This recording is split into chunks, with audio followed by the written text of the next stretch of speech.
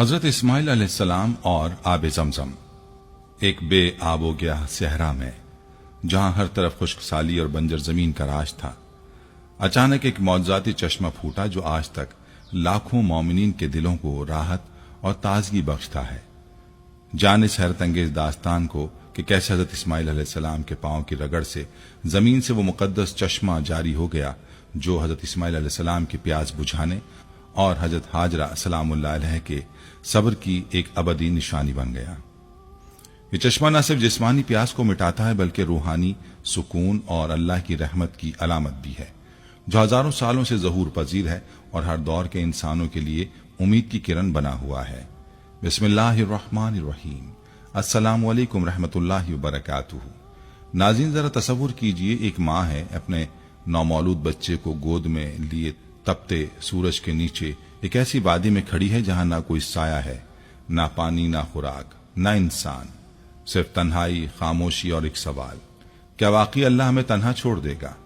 یہ کوئی داستان نہیں بلکہ ایک سچی حقیقت ہے، ایک ایسا لمحہ جس نے نہ صرف تاریخ کا رخ موڑا بلکہ ایمان، صبر اور رب کی مدد کا وہ عظیم پیغام دیا جسے آج بھی ہر مسلمان کے دل میں زندہ رکھا جاتا ہے۔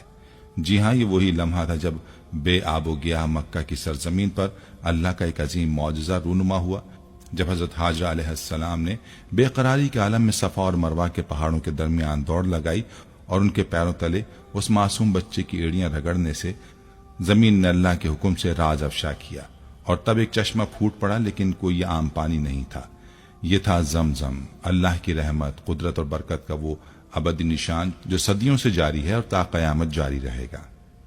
لیکن سوال یہ ہے کہ یہ پانی کس معجزے سے نکلا، اس کی روحانی اہمیت کیا ہے، اور آخر کیوں کہا جاتا ہے کہ زمزم کا ایک گھونٹ شفا بھی ہے اور عبادت بھی؟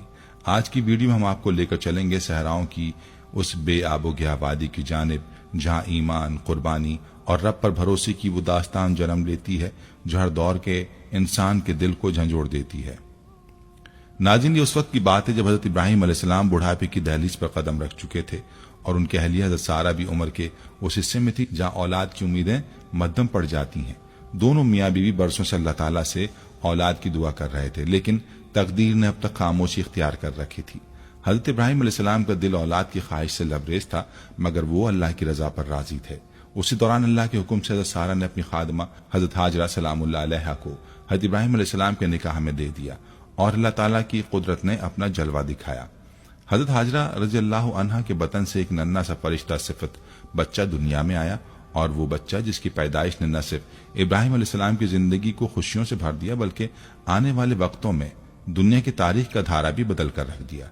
جی ہاں، یہ تھا حضرت اسماعیل علیہ السلام جنہیں اللہ تعالیٰ نے ایک عظیم مقصد کے تحت پیدا فرمایا۔ ان کی پیدائش صرف ایک بیٹے کی پیدائش نہ تھی بلکہ یہ اللہ کے وعدوں کی تکمیل، ایمان کی آزمائش اور ایک نئی امت کے آغاز کا اعلان تھا۔ حضرت ابراہیم علیہ السلام کے چہرے پر برسوں بعد وہ مسکراہٹ لوٹ آئی جو باپ بننے کی خوشی سے پھوٹتی ہے۔ انہوں نے اس بچے کو اپنی جان سے بڑھ کر چاہا، مگر وہ جانتے تھے کہ اللہ کا یہ انعام ایک بڑی آزمائش کا پیش خیمہ بھی بن سکتا ہے۔ یہی وہ بچہ تھا جس کے ساتھ باپ نے صحرا کی تنہائیوں میں اللہ کے حکم پر قدم رکھا، جس کے لیے مکہ کی بے آب و گیا وادی میں خانہ کعبہ کی بنیاد رکھی گئی اور جس کی نسل سے آخرکار خاتم النبیین حضرت محمد صلی اللہ علیہ وآلہ وسلم تشریف لائے۔ ناظرین، حضرت ابراہیم علیہ السلام کو اپنے بیٹے حضرت اسماعیل علیہ السلام سے بے پناہ محبت تھی۔ وہ اکثر انہیں اپنی گود میں لیے رکھتے یا کاندھوں پر بٹھا کر پیار و شفقت کا مظاہرہ کرتے۔ یہ منظر حضرت سارہ علیہ السلام کے لیے پریشان کن تھا، کیونکہ ان کے اور حضرت ہاجرہ کے درمیان فطری رقابت پیدا ہو چکی تھی۔ حضرت ابراہیم علیہ السلام نے ان دونوں بیویوں کے درمیان ہم آہنگی پیدا کرنے کی ہر ممکن کوشش کی، لیکن فضا میں کشیدگی کم نہ ہو سکی۔ بالآخر اللہ تعالیٰ کی طرف سے حکم ہوا کہ حضرت ابراہیم علیہ السلام حضرت ہاجرہ اور ننھے اسماعیل کو ایک دور افتادہ مقام مکہ کی بے آب و گیا وادی کی طرف لے جائیں۔ چنانچہ آپ انہیں لے کر روانہ ہوئے اور اس ویران وادی میں، جسے قرآن نے وادی غیر ذی زرع یعنی ایسی وادی جہاں کوئی کھیتی نہیں کہا جاتا ہے، کچھ کھجوریں اور ایک مشکیزہ پانی رکھ کر خاموشی سے واپس پلٹنے لگے۔ حضرت ہاجرہ گھبرا کر پیچھے آئیں اور سوال کیا، آپ ہمیں یہاں کس کے سہارے چھوڑ کر جا رہے ہیں؟ حضرت ابراہیم علیہ السلام نے صرف اتنا کہا، اللہ کے سہارے۔ حضرت ہاجرہ نے دوبارہ پوچھا، کیا یہ اللہ کا حکم ہے؟ حضرت ابراہیم علیہ السلام نے اس بات میں سر ہلایا۔ تب حضرت ہاجرہ نے دل پر یقین کا چراغ جلا کر کہا، پھر آپ بے فکر ہو جائیں، اللہ ہمیں کبھی ضائع نہیں کرے گا۔ حضرت عبداللہ بن عباس رضی اللہ تعالیٰ عنہ روایت کرتے ہیں کہ حضرت ابراہیم علیہ السلام نے حضرت حاجرہ اور شیر خوار حضرت اسماعیل علیہ السلام کو کعبے کے قریب ایک مقام روحا میں چھوڑا، جہاں نہ انسانوں کا گزر تھا نہ پانی کا کوئی نام و نشان۔ اس بے آب و گیا وادی میں صرف کچھ کھجوریں اور ایک مشکیزہ ان کا کل اثاثہ تھا۔ واپسی پر حضرت ابراہیم علیہ السلام سنیہ کے مقام پر پہنچے، جہاں حضرت حاجرہ اور اسماعیل نظر سے اوجھل ہو گئے تو آپ کا دل بھر آیا۔ آپ نے قبلہ رخ ہو کر دونوں ہاتھ اٹھائے اور دعا کی، اے میرے رب، میں نے اپنی اولاد کو تیری حرمت والے گھر کے قریب ایک بنجر وادی میں بسایا ہے تاکہ وہ نماز قائم کریں، پس تو لوگوں کے دل ان کی طرف مائل کر دے اور انہیں پھلوں سے روزی عطا فرما تاکہ وہ تیرا شکر ادا کریں۔ سورہ ابراہیم آیت 37۔ ناظرین، ادھر جب پانی کا مشکیزہ تھوڑی سی کھجوریں ختم ہو گئیں تو شیر خوار اسماعیل بھوک اور پیاس کی شدت سے رونے لگے۔ ارد گرد سنسان بیابان تھا، دور دور تک پانی کا کوئی نام و نشان نہ تھا۔ بی بی حاجرہ بے چین ہو کر قریبی پہاڑیوں پر چڑھ گئیں، شاید کوئی پانی کا ذریعہ نظر آ جائے، لیکن وہاں صرف خشک چٹانیں اور پتھریلی زمین تھی۔ جب بچے کی تنہائی کا خیال آتا تو جلدی سے نیچے واپس آتی۔ بچہ شدت فاقہ سے تڑپ رہا تھا۔ حضرت حاجرہ رضی اللہ عنہا خود بھی کئی وقت سے بھوکی اور پیاسی تھی۔ کمزوری کے باعث جسم نڈھال تھا، مگر پھر بھی ہمت کر کے دوسری جانب کی پہاڑی پر گئیں کہ شاید کسی بستی یا قافلے کا پتہ مل جائے، لیکن وہاں بھی صرف ریت اڑتی دکھائی دی۔ وہ دوبارہ نیچے اتریں، بچے کے قریب آئیں اور پھر اضطراب میں ایک بار پھر پہاڑی کی سمت دوڑ گئیں۔ اسی طرح حضرت حاجرہ رضی اللہ عنہا نے صفا اور مروہ کے درمیان 7 چکر لگائے۔ جب 7ویں بار واپس آئیں تو حیرت زدہ رہ گئیں۔ اسماعیل کے قدموں کے نیچے سے ایک شفاف پانی کا چشمہ پھوٹ پڑا تھا، جہاں وہ پیاس کی شدت سے ایڑیاں رگڑ رہے تھے۔ حضرت عبداللہ بن عباس رضی اللہ عنہ سے روایت ہے کہ رسول اکرم صلی اللہ علیہ وآلہ وسلم نے فرمایا، یہی چکر لگانا آج لوگوں کے لیے صحیح ہے۔ جب حضرت حاجرہ رضی اللہ عنہ صفا سے مروہ کی طرف گئیں اور مروہ پر پہنچی تو ایک اجنبی سی آواز سنی، جیسے کسی کے قدموں کی چاپ ہو۔ وہ چونک کر بولی، چپ ہو جاؤ، کچھ سننے دو۔ پھر دوبارہ سنا اور کہنے لگی، لگتا ہے کوئی غیبی مدد آ پہنچی ہے۔ جب توجہ سے دیکھا تو حضرت جبریل علیہ السلام زمزم کے مقام پر کھڑے نظر آئے۔ حضرت جبریل علیہ السلام نے زمین پر یا تو اپنا قدم مارا یا بازو سے زمین کو ہلایا اور اسی لمحے پانی کا چشمہ ابل پڑا۔ حضرت حاجرہ رضی اللہ عنہا نے فوراً اپنے ہاتھوں سے پانی کو جمع کرنا شروع کیا اور برتن میں بھرنے لگی، جبکہ پانی مسلسل تیز رفتاری سے بہتا رہا۔ وہ ایک طرف پانی کو روکتی اور دوسری طرف برتن بھرتی۔ یہ منظر نہایت عجیب اور ایمان افروز تھا، کیونکہ بنجر وادی میں یہ پانی رب کریم کی طرف سے غیبی رزق کی صورت میں عطا ہوا تھا۔ حضرت ابن عباس رضی اللہ عنہ روایت کرتے ہیں کہ رسول اللہ صلی اللہ علیہ وآلہ وسلم نے فرمایا، اللہ تعالیٰ اسماعیل پر رحم کرے، اگر وہ پانی کو یوں ہی بہنے دیتی یا نہ روکتی تو زمزم بہتا دریا بن جاتا۔ حضرت حاجرہ رضی اللہ عنہا نے زمزم کا پانی خود پیا اور اپنے نونہال کو بھی پلایا۔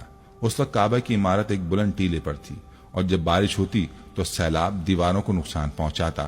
کچھ عرصے بعد قبیلہ جرہم قدا کے راستے سے مکہ پہنچا اور نچلی وادی میں پڑاؤ ڈالا۔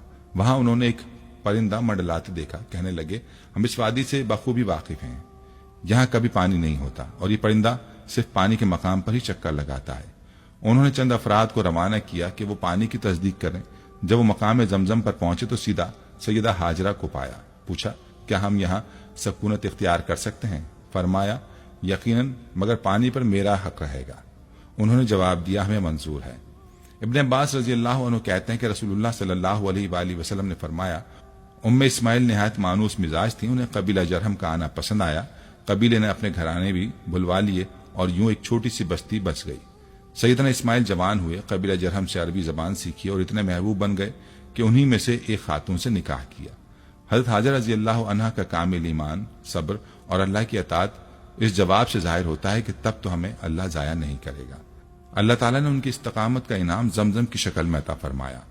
یہ واقعہ ہمیں سکھاتا ہے کہ جب انسان توکل اور اطاعت کے راستے پر ہوتا ہے تو اللہ رزق اور حکمت کے دروازے کھول دیتا ہے، لیکن جب سرکشی اور فساد کی راہ اختیار کرتے ہیں تو یہی نعمتیں ان سے چھین لی جاتی ہیں۔ جیسا کہ قرآن مجید میں ارشاد ہوا، اللہ کسی قوم پر اپنی دی ہوئی نعمتیں نہیں چھینتا جب تک وہ خود اپنے طرز عمل کو نہ بدل ڈالے۔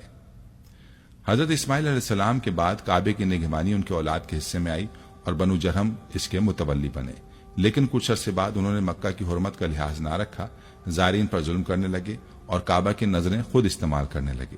نتیجتاً ان کا احترام جاتا رہا۔ پھر قبیلہ خزاعہ نے ان پر قابو پا لیا اور انہیں وادی سے نکال دیا۔ حضرت اسماعیل علیہ السلام کی شادی قبیلہ بنو جرہم میں ہوئی، جو حضرت ابراہیم علیہ السلام کے مخلص پیروکار تھے۔ یہ قبیلہ مکہ مکرمہ میں آ کر آباد ہوا اور حضرت اسماعیل پوری ویڈیو دیکھنے کے لیے لنک بائیو میں دے دیا گیا ہے۔ اور اگر ایسی معلومات والی ویڈیو دیکھنا چاہتے ہیں تو مجھے فالو کریں اور صدقہ جاریہ کی نیت سے سب کے ساتھ شیئر کریں۔ شکریہ۔